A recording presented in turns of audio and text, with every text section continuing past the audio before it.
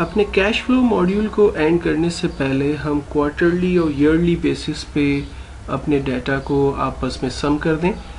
तो ऐसा करने के लिए मैं इनकम की शीट से फार्मूला कॉपी करता हूं और इनकम की शीट में हमारे पास ग्रॉस प्रॉफिट वैल्यू है क्वार्टरली और ईयरली बेसिस पे। इस फार्मूला को मैंने कॉपी किया है और कैश फ्लो में मैंने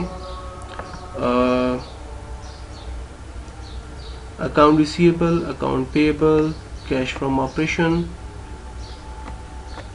software investment, and then cash from financing, total cash flow, beginning cash, ending cash. Okay. अच्छा, beginning cash और ending cash इस तरह से नहीं होगा, I'm sorry. beginning cash के लिए हम जा रहे हैं रेवेन्यू की शीट पर और यहाँ आपको याद है कि हमने बिगनिंग ऑफ कस्टमर्स के डाटा को सेलेक्ट फार्मूला को कॉपी किया यहाँ से और ये हमने क्रिएट किया था शुरू में।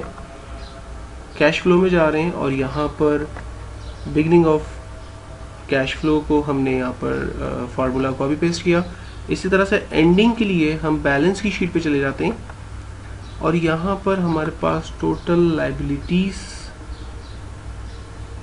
के अंदर क्वार्टरली ईयरली बेसिस पर डाटा है। इस डाटा को हमने कॉपी किया फार्मूला को और हम कैश फ्लो के अंदर एंडिंग कैश फ्लो में आ गए हैं, जबकि चेंज इन कैश और चेक हमारा बिल्कुल वैसा ही है जैसे पहले सेल्स से आ रहा था, तो इसीलिए आप उसको कॉपी करके आगे के सेल्स के ऊपर पेस्ट कर सकते हैं। ये डाटा आपके पास बिल्कुल परफेक्टली क्लियर है।